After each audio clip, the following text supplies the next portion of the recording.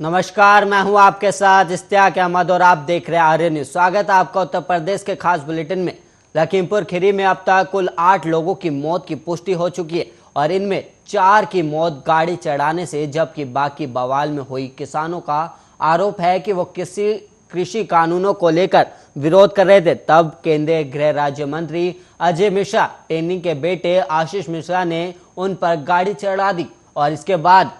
प्रदेश ही नहीं देश भर में बवाल मचा हुआ है। और वही मंत्री के बेटे आशीष का कहना है कि वो गाड़ी में नहीं थे और इस घटना के बाद देश भर से राजनीतिक दलों के नेताओं ने लखीमपुर का रुख कर लिया और देर रात से ही नेताओं ने लखीमपुर जाने की कोशिश शुरू कर दी। हालांकि किसी भी दल के नेताओं को लखीमपुर जाने की इजाजत नहीं दी गई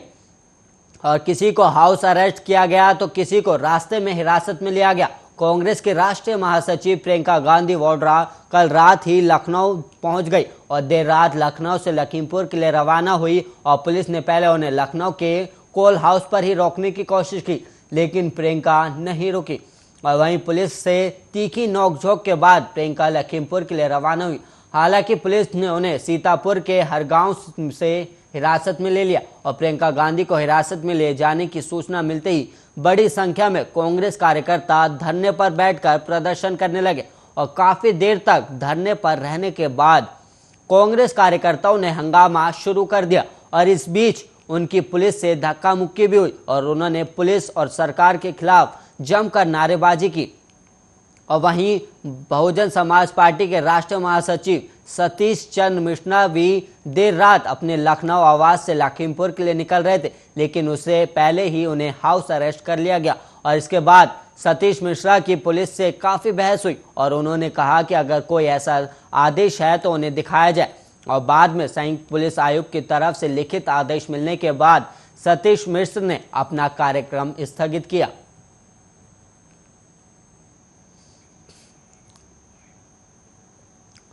और वहीं लखीमपुर खीरी घटना में मृतक किसानों को 45 लाख रुपए और घायलों को 10 लाख रुपए मदद दी जाएगी और हाईकोर्ट के रिटायर्ड जज की निगरानी में पूरे मामले की न्यायिक जांच होगी और ADG law and order Prashant Kumar ने इसकी जानकारी दी है। और एडीजी प्रशांत कुमार ने कहा कि कल लखीमपुर खीरी में मारे गए 4 किसानों के परिवारों को सरकार 45 लाख रुपए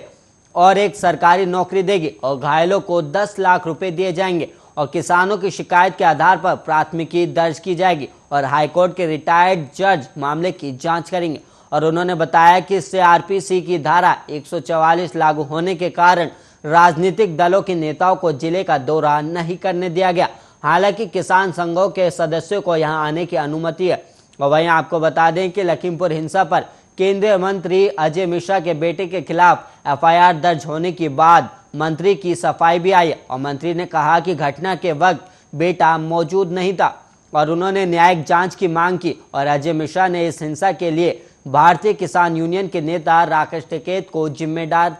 ठहराया है।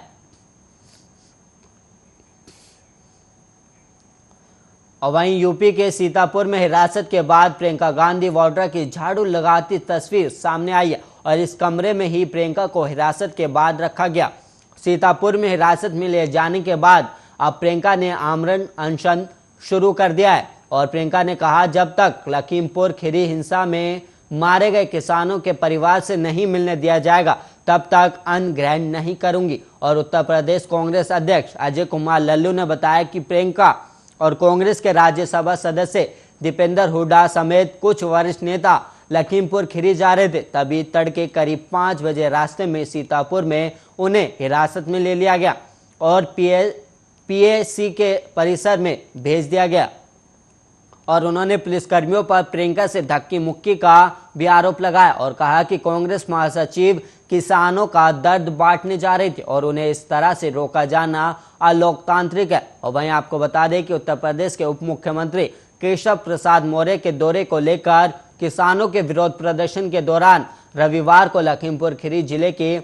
तिकोनिया इलाके में भड़की हिंसा में अब तक 8 लोगों की मौत हो गई है और किसानों का आरोप है कि वो कृषि कानून को लेकर विरोध कर रहे थे और तब केंद्रीय गृह राज्य मंत्री अजय मिश्रा के बेटे आशीष मिश्रा ने उन पर गाड़ी चढ़ा दी और इसके बाद राज्य ही नहीं देश भर में बवाल मचा हुआ। और वहीं मंत्री के बेटे आशीष का कहना है कि वो गाड़ी में नहीं थे और इस घटना के बाद देश भर से राजनीतिक दलों के नेताओं ने लखीमपुर का रुख कर लिया और देर रात से ही नेताओं ने लखीमपुर जाने की कोशिश शुरू कर दी। हालांकि किसी भी दल के नेता को लखीमपुर जाने की इजाजत नहीं दी गई और किसी को हाउस अरेस्ट किया गया तो किसी को रास्ते में ही हिरासत में लिया गया।